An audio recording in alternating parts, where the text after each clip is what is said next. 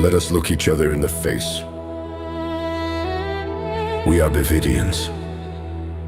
We know well enough how remote our place is. Neither by land nor by water will you find the road to the Bividians. Even Harry, in his day, knew that much about us. Beyond the north, beyond the ice, beyond death, our life, our happiness. We have discovered that happiness. We know the way. We got our knowledge of it from thousands of years in the abyss. Who else has found it? The man of today. I don't know how I got here, never mind the way out. How can I know the way out if I don't know how I got here? So sighs the man of today. This is the sort of modernity that made us ill. We sickened on lazy peace, cowardly compromise, the whole virtuous dirtiness of the modern yeah and nay. This tolerance and larger of the heart that forgives everything because it understands everything is a sirocco to us. Rather live amid the ice than among modern virtues and other such south winds. We were brave enough. We spared neither ourselves nor others, but we were a long time finding out where to direct our courage. We grew dismal. They called us Bavites.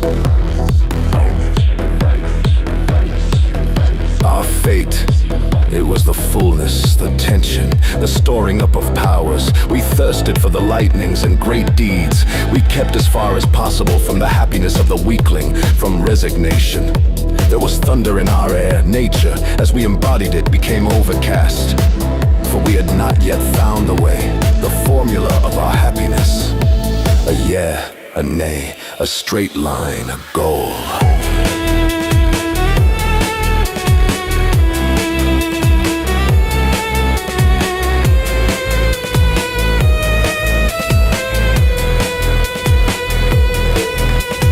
Let us look each other in the face. We are Bividians.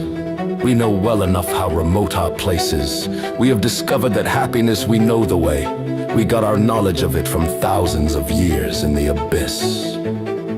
The problem that I set here is not what shall replace the topic of conversation within the arena. Flat is at an end, but what type of man must be bred, must be willed, as being the most valuable, the most worthy of life, the most secure guarantee of the future.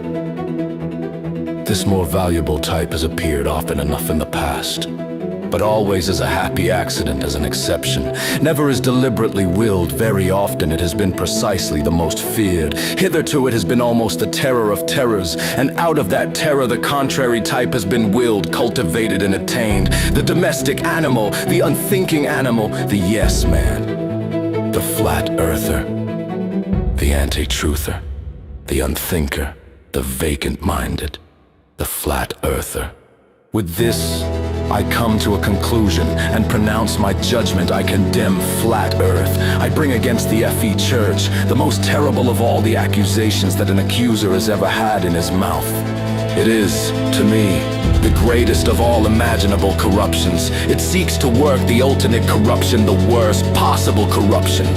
The flat earth debate has left nothing untouched by its depravity. It has turned every value into worthlessness, and every truth into a lie, and every integrity into baseness of soul. Let anyone dare to speak to me of its measured flat blessings. Its deepest necessities range it against any effort to abolish distress.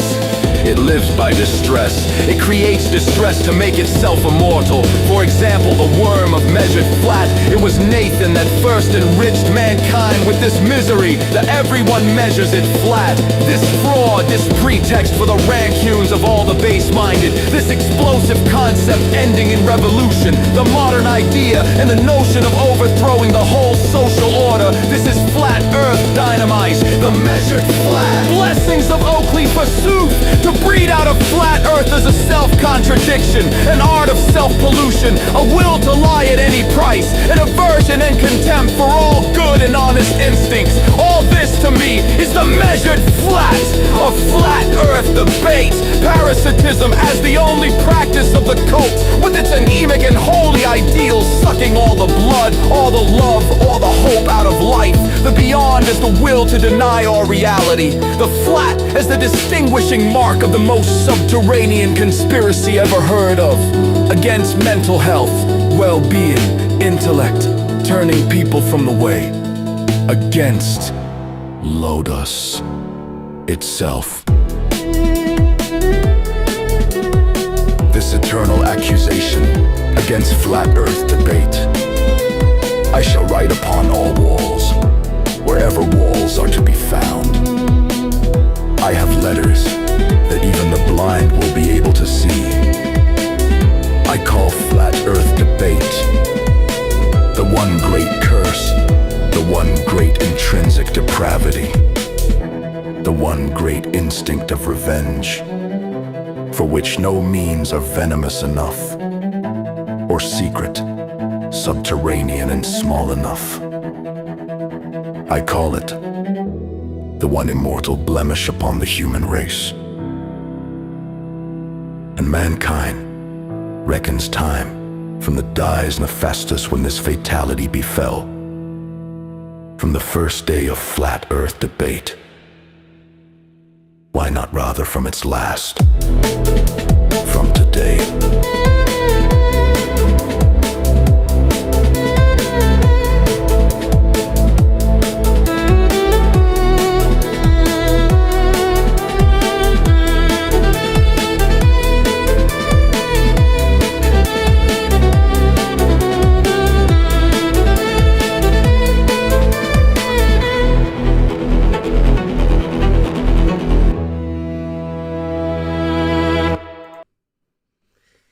Yes, and we are live. Welcome.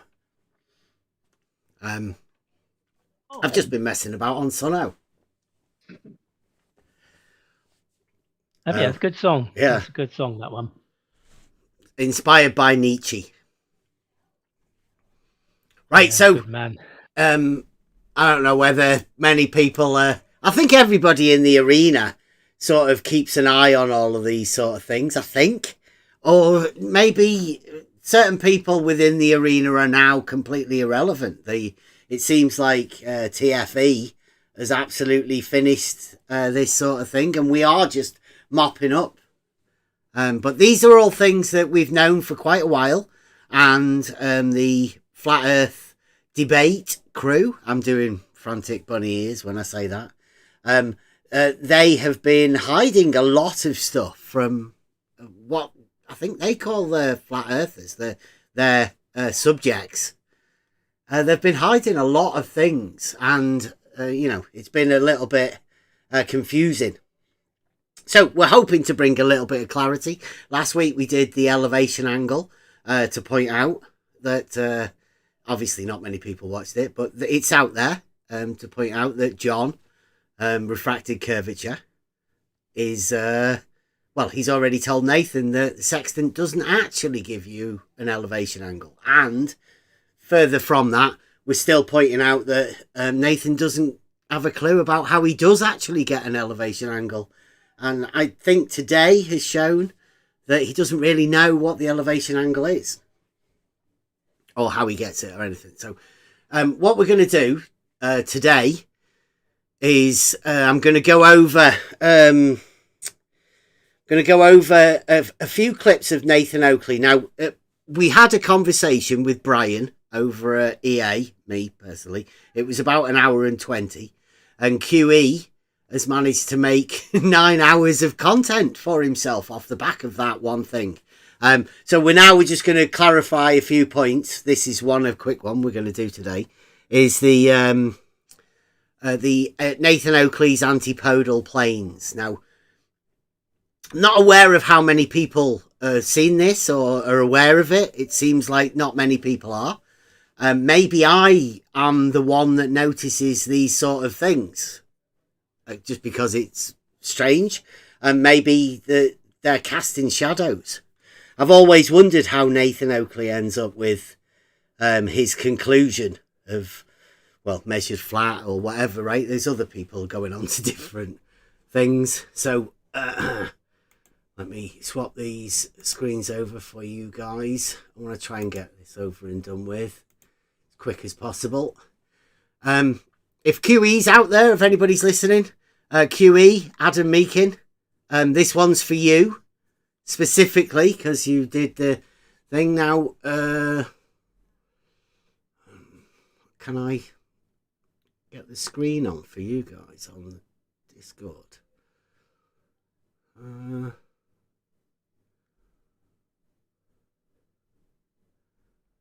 don't know whether I can get the actual full screen on for you guys. Right, so what I'd say is, if you want to see the thing, I'm going to be making a video of this. But if you want to actually see what's going on, then if you come into the Discord, you'll be able to see the screen and all of that sort of stuff. If you're not, if you're just watching this on YouTube, then you won't get the full idea of what's going on. It's a Discord thing. So we are a worldwide debate. We're in a room called the Coliseum. You're free to come in and click on the little screen, and you'll be able to see what's going on. You should be able to hear this. You guys, I've had to open up the extra screen, so you may hear a little bit of echo in the Discord. Hopefully you guys out there won't hear that sort of stuff. Right, so I've got my video editor on. There's a couple of clips on the video editor. We'll talk about them as we go on. But this particular clip, the first bit that you'll hear, is a clip of Adam and QE going over a clip of me and Brian talking about stuff. So this is what we say. Can you hear that? What about, do you reckon, have you heard of Nathan Oakleys' Antipodal planes? So, did you guys hear that on YouTube? Or did you guys hear it in the Discord as well? You're in Discord. Yeah. Okay. About the YouTube. Are you guys out on the YouTube? You're coming through on the YouTube, certainly. Yeah. Okay, right. So I'll put it again. The question. Here we go. What about, do you reckon, have you heard of Nathan Oakleys' Antipodal planes? Have you heard of them? No, I've never heard of them. Have you what? Hold up. Can we open up a new web page and Google Nathan Oakleys Antipodal planes? So that's what happens. QE then opens up a Google search for Nathan Oakleys Antipodal planes. So this video is titled Nathan Oakleys Antipodal planes. So whenever QE goes and Googles it next time, there will actually be something. So follow along, QE. We'll get there. I think I might make these clips of Adam into a video. Because Brian's been asked, have you heard of them? Like, it must be an internet fucking sensation, this. Nathan Oakleys Antipodal planes. There you go. So QE's now Googling this. Still Googling it. Obviously, amazing. It's got all of the words. You can't have only some of them. It's got to be every word. Right, so Adam's telling him it has to have all of these words in this order. So that's why this particular video is titled Nathan Oakleys Antipodal planes. And it'll come obvious, right? It's just so you know. And Adam, tell us again, what's it called? Adam? Nathan Oakleys Antipodal planes. Thank you. Nope. Oh. No. No? Oh, Because it won't be. No mention of it. Yeah. Nope. Not yet. Nope. No. As disingenuous a bastard as Nathan Oakley is, he's never said that. Right, he's never said that. So this is Adam and QE, been part of Flat Earth debate, core part of it, you'd have to say. And they've never heard of antipodal planes that Nathan Oakley devises the globe from. And you'll hear it because he's done a presentation. So it's strange that Brian had never heard of them. QE and Adam have never heard of the antipodal planes.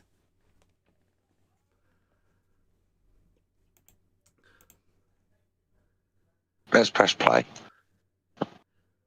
Oakley. You know I'm not on you Nathan's scrote. anymore. You know me and Nathan we're done, like we're not friends or anything anymore. You know that, don't you? They're not friends, Brian. Is that why you don't want to be measuring flat? Because that's Nathan's claim, right? Is that not your claim that the... No, the measurements of Earth allow us to correctly describe it as flat. That is 100% a correct statement. Is that those 69 miles? Pause.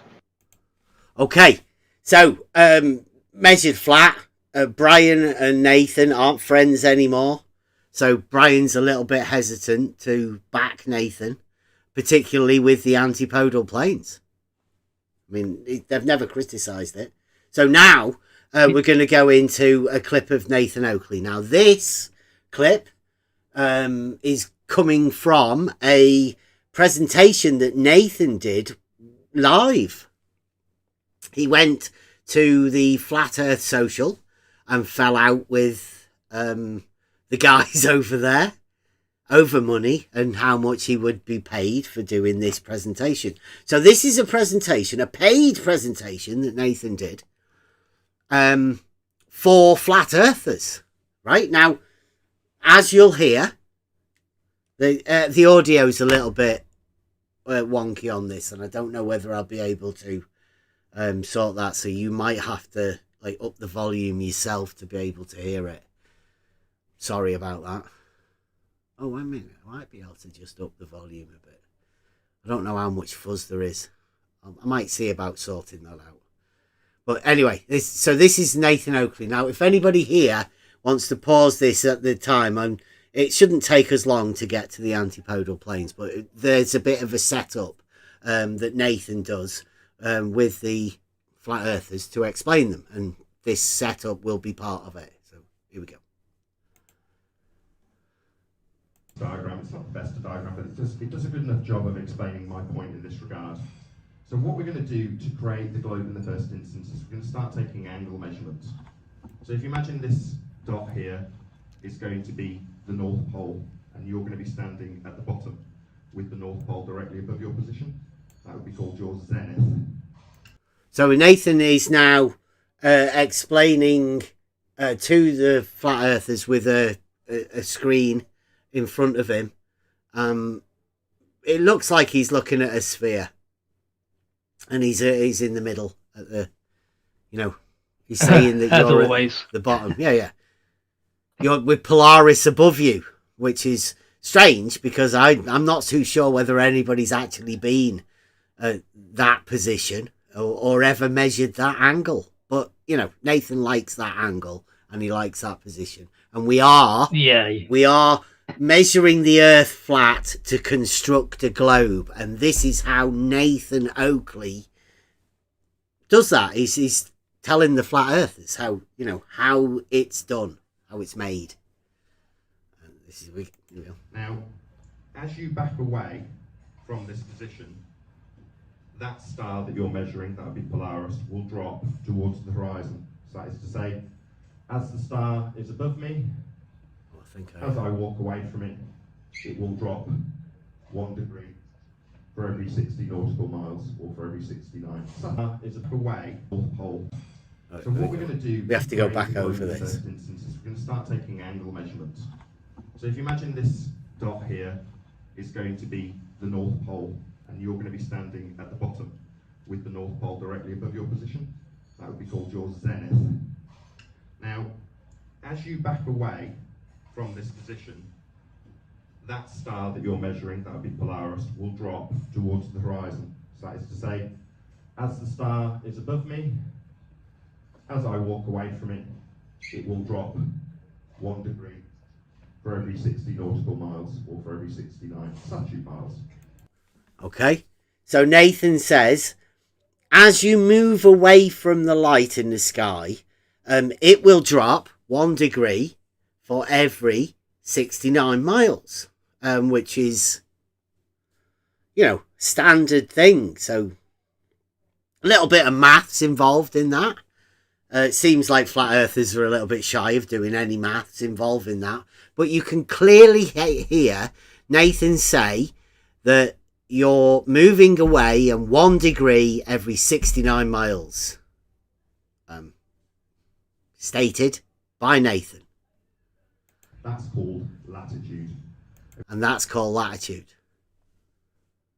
The angular measurement is called latitude to Polaris. So he does know that at least. Everyone familiar with latitude? Yep. Okay, so what we're doing is we're measuring angles with respect to a plane of reference. That is what we are doing to give us these measurements called latitude. We did say this today. I think Elder Bear said it to Nathan today as well. I know I said it to Viking. Shout out Viking if you're out there. The thing about elevation angles is that it doesn't matter what elevation you are at. So when Nathan says to a plane of reference, that's not necessarily true. You could be 1,000 feet and still measure the same elevation angle as somebody at sea level. That's not the plane that these elevation angles make when they do it, right? You're just measuring an angle to a light in the sky, and that's it, really. But Nathan thinks, a plane. One of the problems that he has. Yeah, he seems to. Oh, sorry, go on. Oh, yeah, he seems to. That's planted in people's minds that circle is, as it's the elevation of equal elevation is the ground. But he refers to the plane there. He's in people's minds. He's bringing it to the ground. He's obviously talking about this distance along the ground with this circle, even though it isn't anything to do with all in the same plane.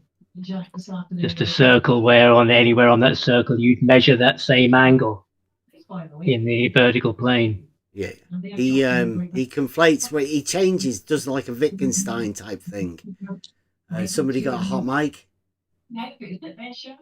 Who is that? Yeah, deplorable. Deplorable. You've got a hot mic, mate.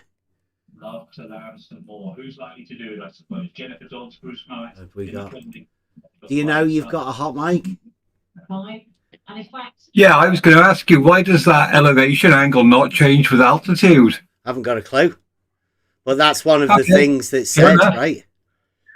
It's been a clear claim for FED and Nathan Oakley, 10th Man, that wherever you are, if you're the observer on a boat, whatever angle you measure, even if it's 1,000 feet, 10,000 feet above you, that angle remains the same. So the circle of equal elevation, that circle that's created there, that's latitude, is anywhere on that circle you would measure that same angle. You'd be able to measure that same angle, and it doesn't matter what elevation you're at on the ground on that circle. Yeah, they've sort of taken an altitude angle and conflated it with an elevation, right? Because elevation's a bit of a word game thing. It's the angle, but Nathan seems to conflate it with a plane. And you need to take an angle between. You need to take an angle between two things. Yeah. You can't have an angle with only one object. Yeah, but it's not this is the point. It's not a plane. It's an individual angle, right? At a location. Now that location doesn't matter your actual elevation. The elevation angle will always be the same no matter your elevation. So you're saying if somebody is at ground level and they take an elevation angle, say to Polaris, and somebody is in an aircraft vertically above them at 35,000 feet, and they take an elevation angle to Polaris, it will be the same elevation angle. That's the claim, yes. That's the claim. Well, that's not true. Well, that's what Nathan Oakley claims. That's what everybody else claims. That is the claim that takes it away from geometric reasoning. It's categorically not true. Oh, right. Have you done that? Have you measured a different angle? Pardon? Have you measured a different angle?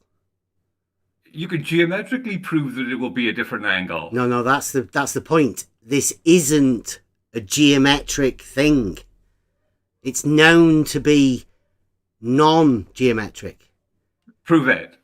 Because you can't do trigonometry with it to calculate the elevation of the light in the sky. What do you mean you can't calculate angles? Of course you can calculate how angles work. All right, well, we'll get round to that at some other point, right? Because that's not what we're doing tonight. But, I mean, ask a flat earther whether they know the height of the light in the sky. It can't be done because this elevation angle doesn't matter what your actual elevation is. Because flat earthers doesn't know something doesn't mean you can't calculate or measure. Okay. Well, I mean, you can sort that out with other people at some other time. The claim is that it doesn't matter your actual elevation measuring an elevation angle to Polaris. So they need to show that. You can't show it not that. You could maybe have. You might have more success asking them than we've had so far. But, I mean, we're just going on about what Nathan Oakley's claim is and the fact that Nathan Oakley relates it to a plane, whereas it doesn't. But, I mean, you seem to be backing Nathan at the minute, which is a flat Earth claim. Oakley's geometry falls apart at the 69 miles per degree. Yeah. He concedes 69 miles per degree. We'll draw that out. And what shape do you get? I know, he's just said it, right? He's just said it now, but he's not done the mathematical reasoning to go along with the words he's just used. So that's what we're pointing out. Nathan seems unaware of the words he's using. It's like a scripted speech that he's talking over, but he has no understanding of what he's actually talking about. Oakley's fully aware of what he's talking about. He just doesn't care. I don't think he is. Yeah, I don't think he is. Right, all right, okay. Can we carry on with this? Because I need to get this over and done with. All right, carry on. All right. Sorry. Okay. So, we go. To the absolute minimum, the star, when it reaches the horizon, gives you the outside edge of the globe, which is the equator. I don't know whether you could you hear that? It's not very good, is it? Volume wise. I've got my volume turned up on the stream volume, so listen it again. Yeah. That is what we are doing to give us these measurements called latitude. Now, as you back away to the absolute minimum, the star, when it reaches the horizon, gives you the outside edge of the globe, which is the equator. Right, so what he's done here is he's showing you the outside edge of a circle, but he's got Polaris in the centre still, but then he's relating that to when the star disappears. As he's at the outside edge of the circle. So, I mean, he's struggling. It's really difficult for anybody to follow along. And that's what we're saying at the minute.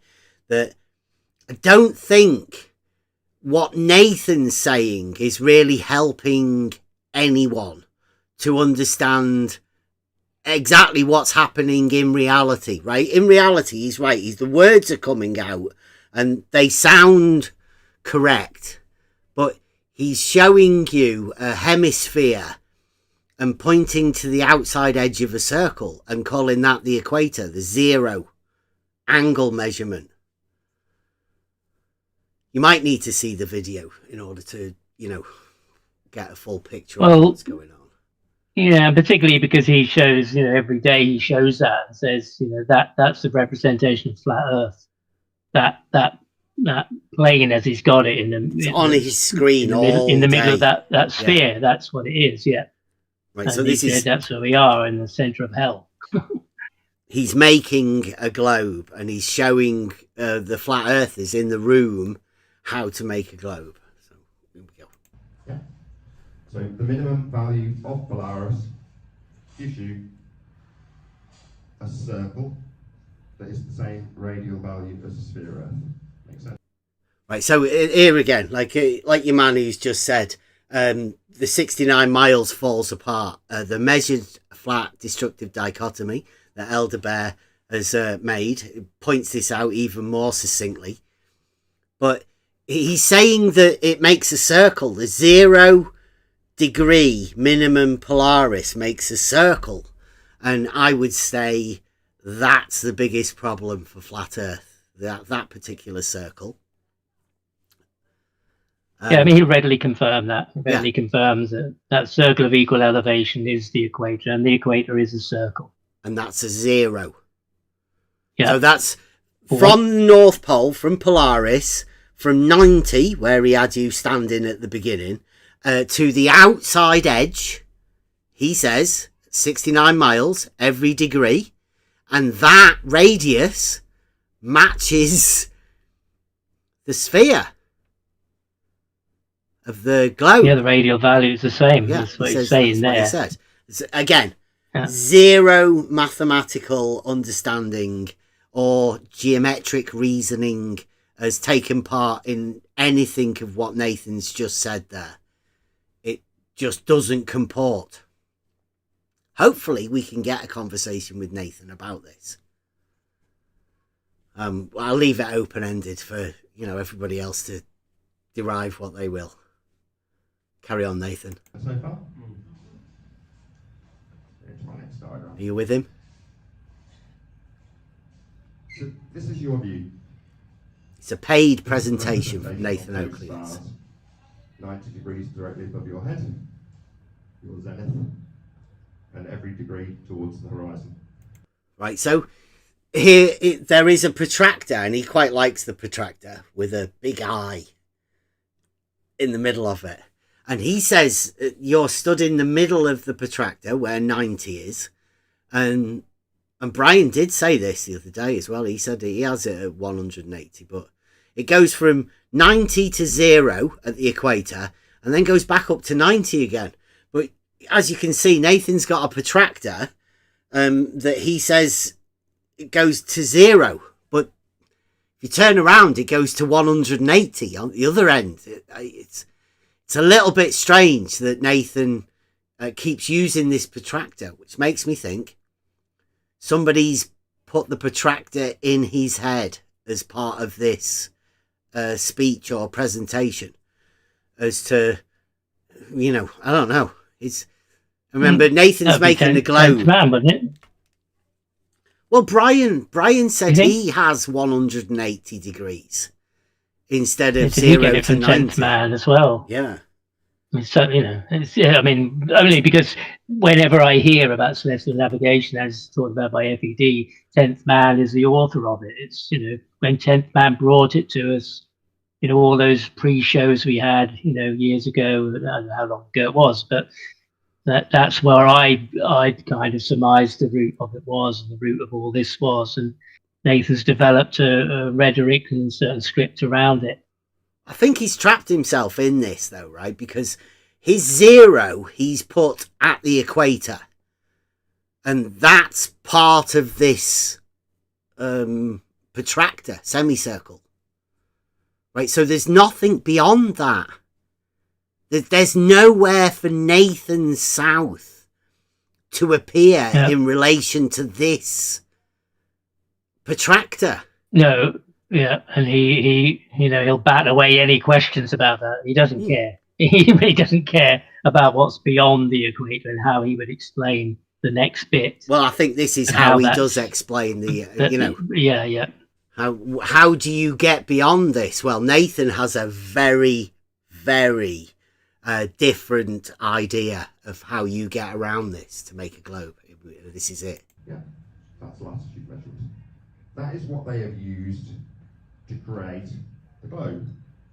Right, so they've used those angular measurements that he's just explained to make a globe. Here we go. Gets interesting from here. He puts a new picture up. A massive section. So just to keep it as basic as I possibly can. We've got two planes of reference. One inside the globe, running through the centre, and one that runs to the edges of our vision for a north and a south system. And that will... Right, I'm going to have to put that back again, right? This may take a little bit for you to grasp what exactly is going on here. But he does say there's two planes. Here we go. So, just to keep it as basic as I possibly can. We've got two planes of reference. One inside the globe. One inside the globe. But watch, you have to listen to this. This is fantastic. So he's got one inside the globe, running through the centre, and one that runs to the edges of our vision for a... The edges of our vision, which is part of the celestial sphere, I think. But it's the plane, I think that's the plane that Nathan calls hell. But the first plane is also where Nathan calls hell. So it's hard to tell exactly what's going on. Hopefully, Nathan, if you're out there listening, help us out, will you? Just give the flat earthers an idea, really. I mean, I don't know whether you can explain it to me. I don't know why you'd want to explain it to me. But I think the flat earthers deserve an explanation about, what Nathan Oakley's talking about. Because these two planes are going to change in a minute. North and a south system. And that will create something called the celestial sphere. I just have to go back over the bit, because he says north and south, but I think there's something that happens to what, his words. It's not a stutter. I don't want to call him a stuttering little thing or whatever whatever Nathan does, but I think there's a little something happens in his head. Here we go. For a north and a south system, and that will create something. Can anybody hear that? North and a south. Listen again. To the edges of our vision for a north and a south system, and that will create something. What was that? Can anyone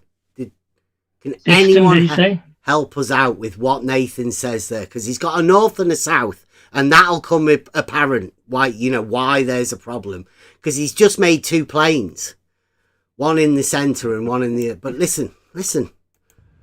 And one that runs to the edges of our vision for a north and a south system, and that will create some. I don't know. North and a south system, possibly. System. It sounded possibly, but I don't. Yeah. All right, here we go.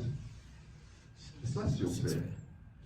So the globe has been created by taking the points of measurement with Polaris for a north-centric system, and then taking the same 4 Sigma Octantis in the south. Oh, see, hear that? Yeah. The globe has been created by creating a north-centered thing for Polaris. And what was that, Nathan? What, again? With Polaris for a north-centric system, and then taking the same 4 Sigma Octantis in the south to create something that can go. Oh, here we go. So we've got a north and the same in the south. And mathematics has a thing like this. It's called symmetry. It's particularly within the sphere. It's why pi.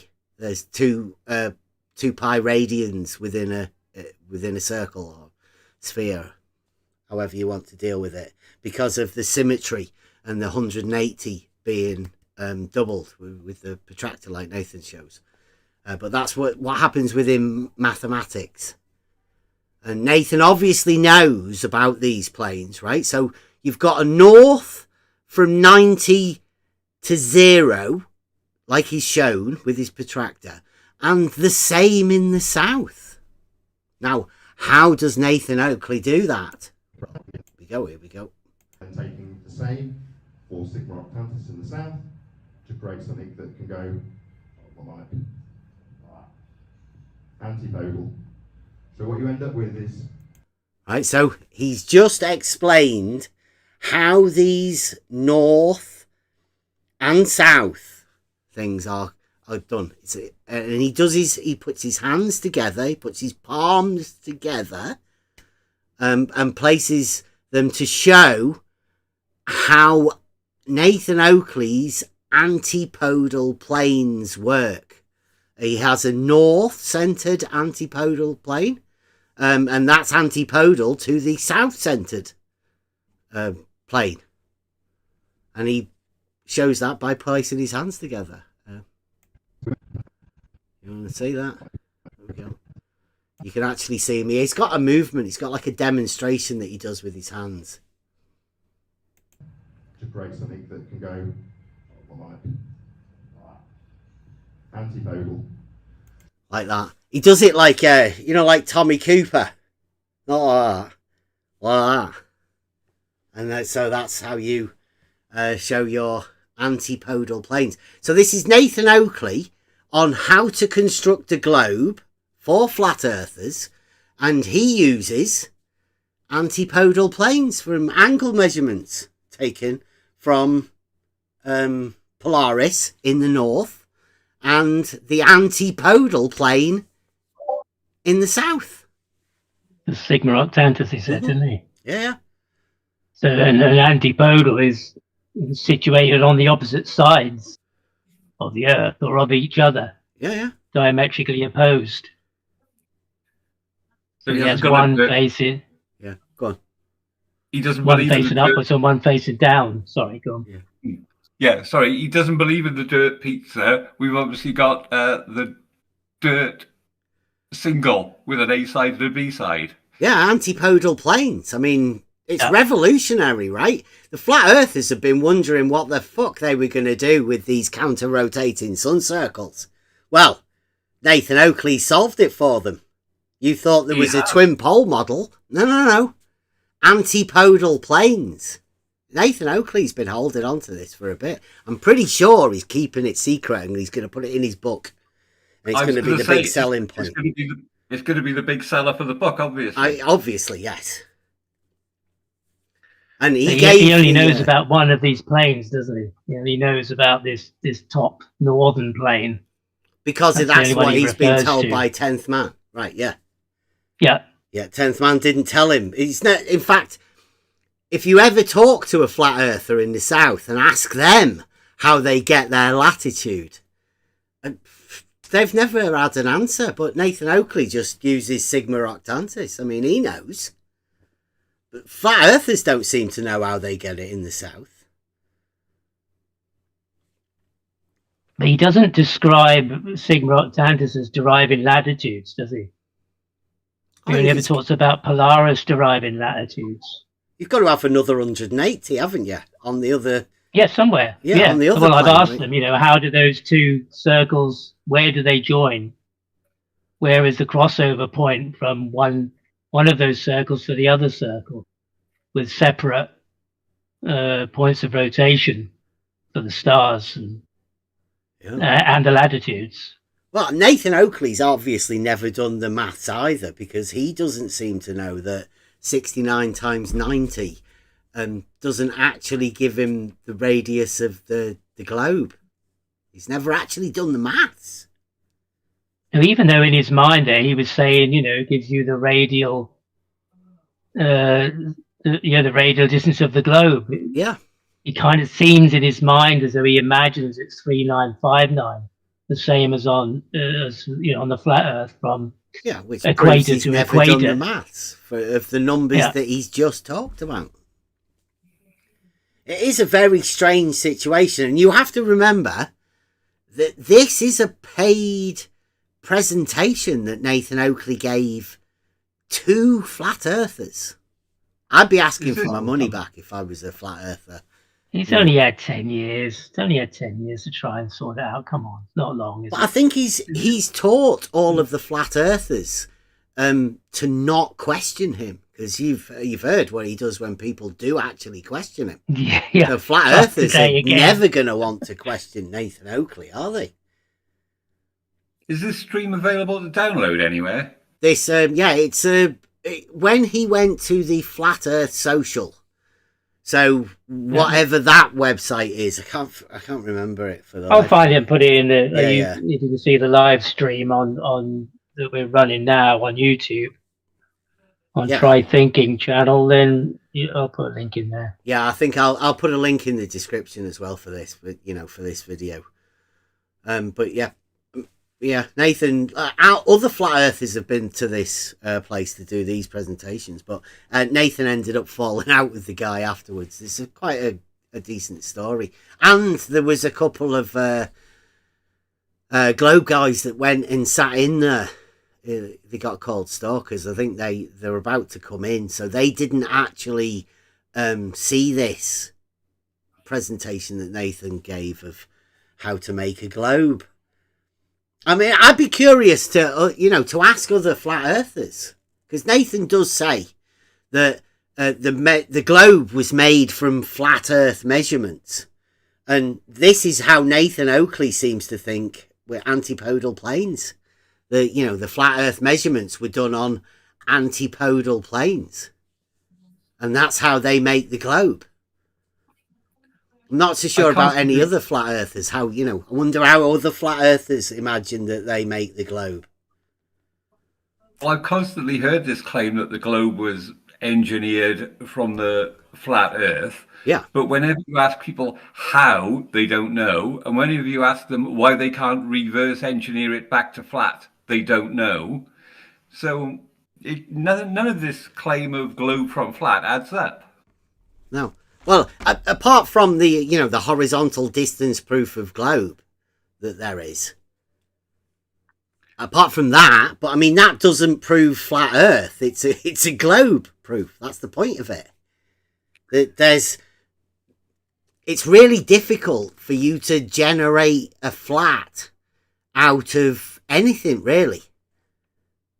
Not to say that mountains are a problem, but the 0 degree circle that they make is it's not really a circle. The equator's a straight line.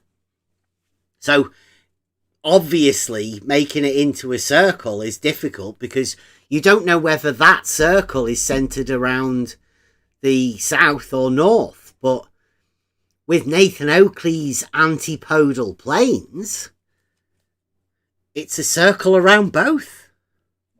No, Oakley thinks the world's centered around him. Well, I mean, he did put himself at that 90-degree thing right at the beginning, didn't he? So, I mean, that can be classed as both north and south antipodal plane. Mathematically, it's the same place. No, I mean, he literally thinks the world revolves around him. Well, we try and keep to the arguments here rather than attacking the person. But why Oakley doesn't? Well, I mean, that's for other people.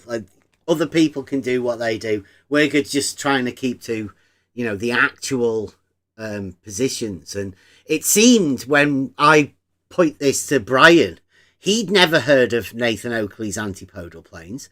QE and Adam Meakin, they'd never heard of Nathan Oakley's antipodal planes. Yet Nathan must have got this idea from somewhere. So where did Nathan Oakley generate the antipodal planes from? Because he thinks that they make a globe. That's how they make a globe. He was holding out on his group all along. Yeah.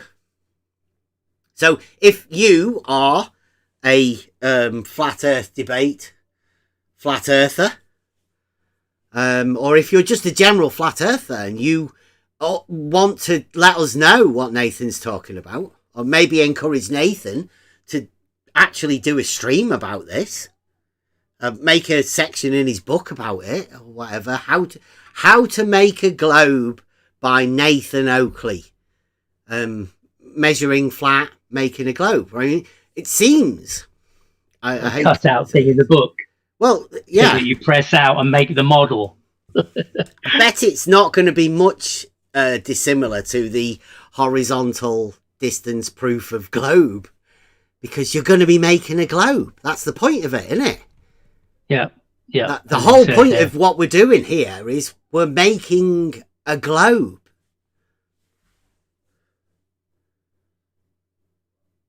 Not flat. Which it was a good idea for Nathan Oakley to stop doing any debates. Admitting to everybody that he doesn't do arguments. He said that to Elder Bear today. No more arguments for the flat earth. No more debate, that means. They've never had an argument. They don't even want to hear arguments now. That's how shy of arguments they've become. No, it was, I was just trying to draw a parallel between, as I said to him today, I've talked about my journey in this topic, and, it's led me into growth. It's led me to realize that in terms of debate, it's good to have an argument, a logical argument, and it's a good foundation for a reasoned position. And that led me to making an argument, and it's based on the things that Nathan has said.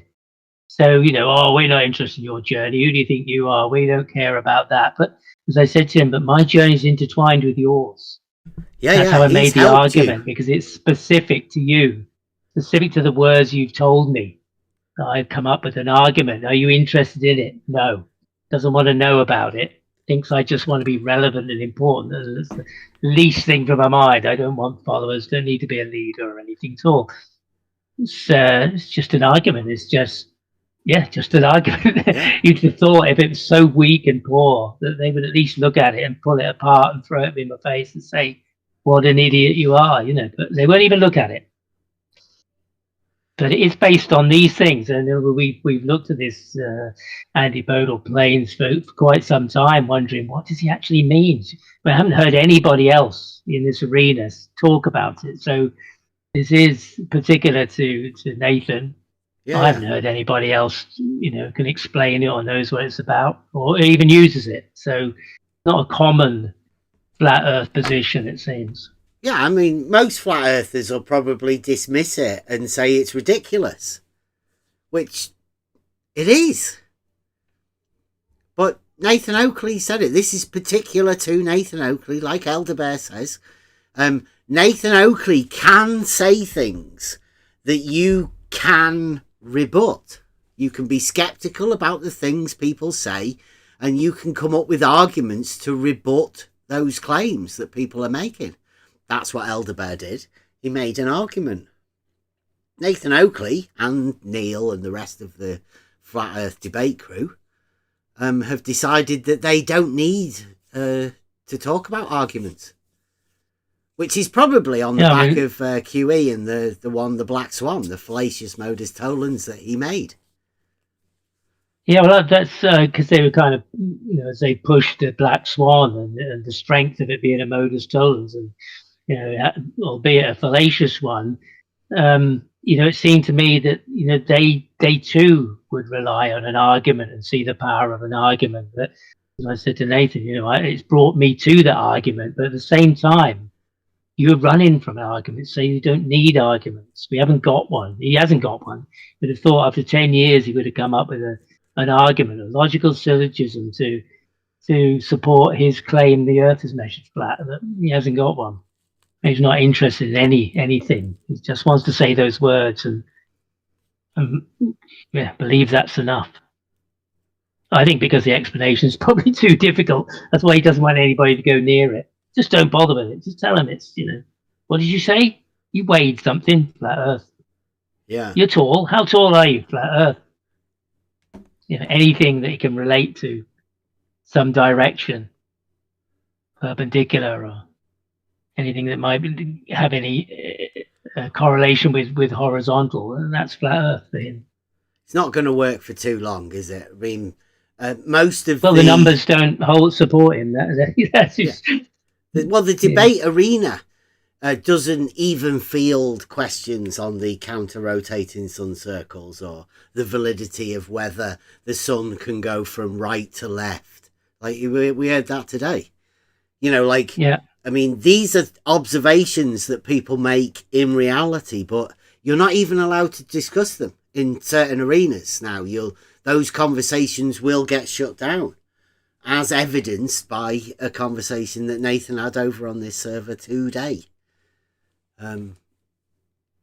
All things should be up for conversation and discussion about.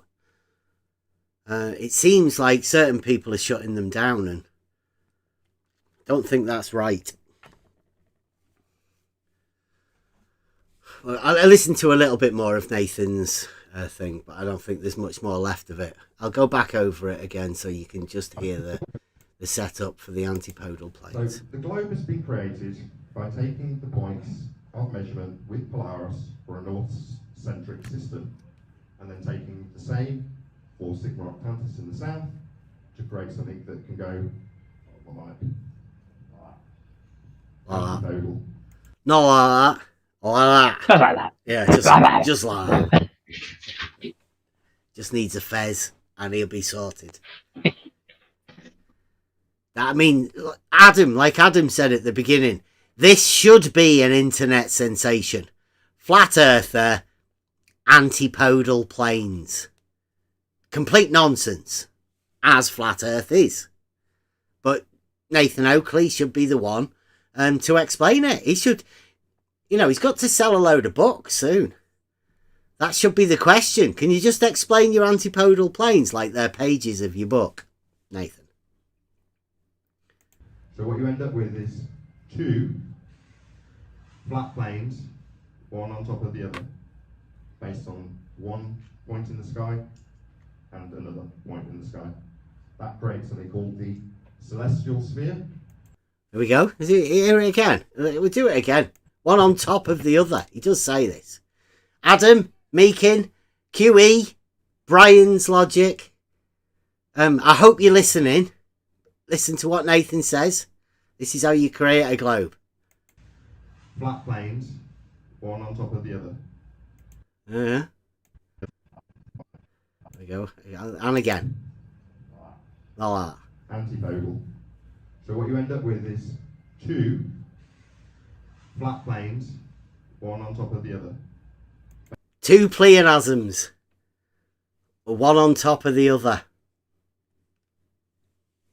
Not one plane with 2 sides. No. 2 planes. One on top of the other. But which one's on top of the other? Who knows? 'Tis globe. Everyone knows 'tis globe, right? No way of knowing which one's on top. Based on one point in the sky and another point in the sky. That creates something called the celestial sphere, and the projections through the celestial sphere from the centre to the angles that the stars create can be projected onto what I call a protractor, the point that you would be looking through to measure the stars, and you can call that the globe. Now I have left out a significant section of maths. I'm no mathematician, and complex Haversine conversions are definitely not my forte. But the conversion process basically takes what we measure with respect to all stars and converts it into a globe. Right, so we measure. Nathan's never measured a fucking thing. But we measure angles to lights in the sky.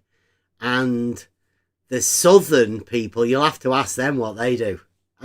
Ask a southern flat earther what he does in order to measure his latitude. He'll say he doesn't know. But that's why we're trying to get people to 69 the globe. Obviously, Polaris privileged people. But if anybody in the south does want to attempt to measure 69 it, the globe in the south, I would be very grateful. Just get in touch with us. Either here at Worldwide Debates or over On The Level Discord. We want to encourage conversation, not like Nathan Oakley. I don't want to shut down conversation about any of these things, because what we are talking about here is things that are actually done in reality. Although Nathan Oakley talks about, measuring these angles that he's never measured. Well, I have. I've measured angles to Polaris. It's not difficult. I mean, there's some wonderful apps that you can get nowadays, and they're very accurate. And you can check them with, your actual references for latitudes and all of that sort of stuff. So you can actually measure an angle to Polaris very accurately with the mobile device that you actually have. Right, so I'll get a little bit more. Don't know how much more there is. Mathematics.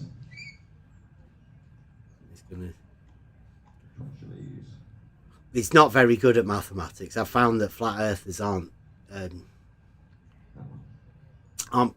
too hot on mathematics or reasoning. Of an Earth curve edge. So in their circle that they've projected up from the flat plane that these projections have been made with, you can create an Earth curve edge to have both. I have to point out as well that a flat plane is a pleonasm. A plane is 2D, and the doubling up of the words to make a useless statement is a flat plane. But what that actually does is it conjures up an idea that there is a different sort of plane other than flat or 2D.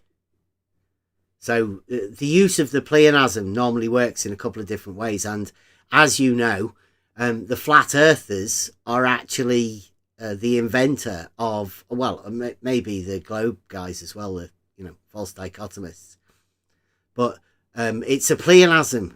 It means nothing. Flat plane, irrelevant. It's just a plane. He uses it a lot, though. Make sense? So that's why you'll have your position of having a flat earth edge foist upon you from the moment you come into this subject. You'll be told that that is your model and that you need to defend it, regardless of whether or not you're a cartographer, whether or not you've had any mapping experience, whether or not you've even left the country. Doesn't matter if you've got a boat or a load the sextant, you need to know this model and it is yours. See, now he's sort of giving that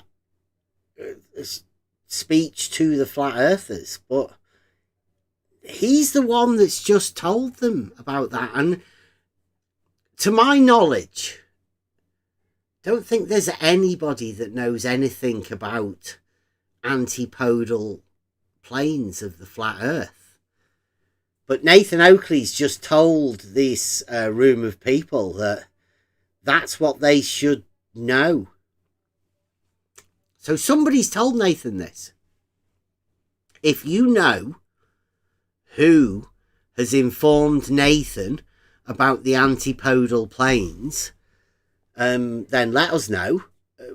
And if there is nobody, then this antipodal plane theory is Nathan Oakley's antipodal planes. The title of this video.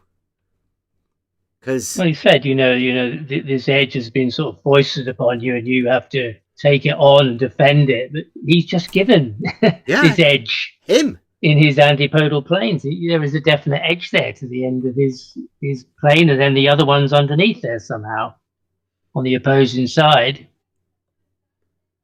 They're not joined. They're not an extension of a larger circle. He didn't present it like that somehow. The stars that derive this second plane come from Sigma Octantis, which is on the opposite side of his Polaris one there. His Polaris plane. So those stars presumably must be underneath. Antipodal. I guess. Yeah, I guess they go with that. He has a set of stars for the northern plane and a set of stars for the southern plane underneath. I like antipodal planes for the nonsense it conjures in the mind. Yeah, yes. Yeah, I mean, it's kind of a globe word in a sense, isn't it? Antipodal. Well, and the fact that he has two of them, because they are differentiated, and he is making a globe. So you would presume he's putting this on the extremities, right, in order to make the globe that he feels is necessary for him to be able to make. Yeah, I mean, if somebody hasn't given it to him, maybe he's reverse engineered this, his way of thinking to try and understand how that's done. Yeah, and if he has gone through that process, he should be able to talk about it. So, Nathan, we encourage you, please, let's explore the possibilities of this. I mean, EA has gone balls deep into the twin pole model. I think it's only right that we should also explore the antipodal plane model of Nathan Oakley. It's only fair.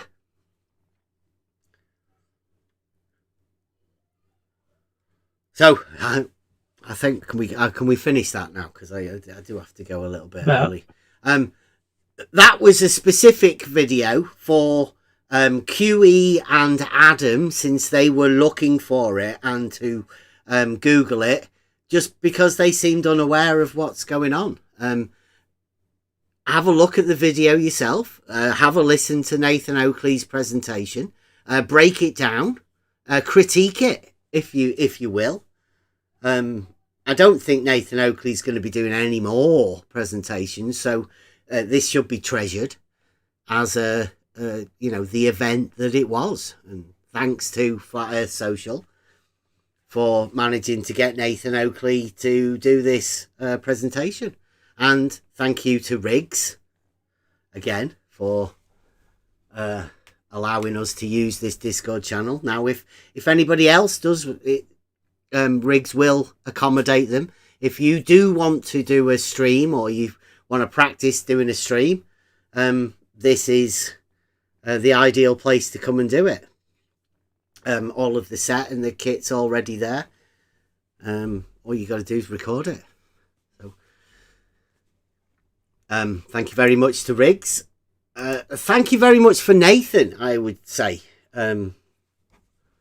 for actually doing this presentation. He did come round here today, expressed his views. No argument, which is a bit strange, but that's the way we go. Do you want to hear the same song again? It's a bit of a long one, but... Or maybe I'll do only one Christian. So, thank you very much, everybody, for listening, putting up with us. Maybe you've learnt a few things. Maybe the antipodal planes are left in Nathan Oakley's court for him to answer. I don't really know what he's going on about, but the one thing is that we do know that the flat Earth measurements make a globe.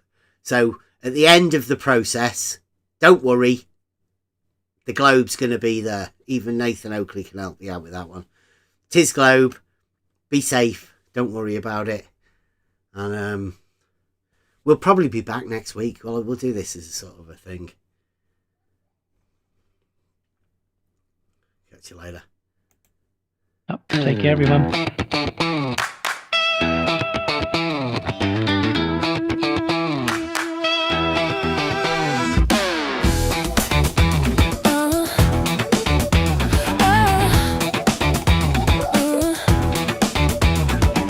Nazarene, no guilt, no curse, no chain. Kingdom pulsed in blood, pure instincts reign. Free from judgment's bite, he lived away, blessed in silence, no need to pray. Only one Christian, and he died on the cross. The rest are priests in pity's rags, tally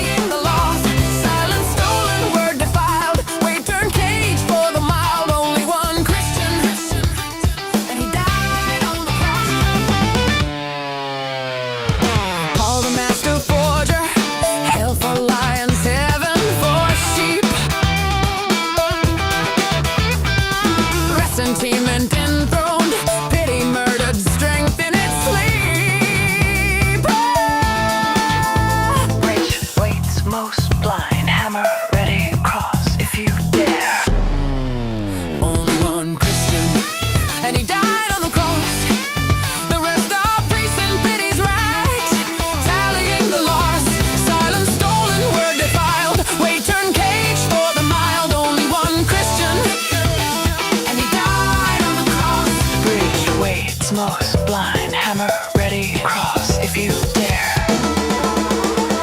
Now compassion, toothless, safe. Care without claws, love without flame. They shout the empty maim, claim the bridge in comfort's name. There was only one Christian, and he died on the cross.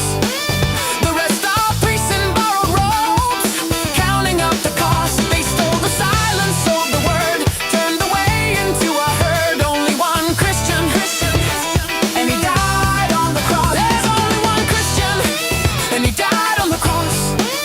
We searched the ruins for his way, counting every loss. The empty mama hangs in the air, unspoken shout, too much to bear. There was only one Christian, and he died on the cross.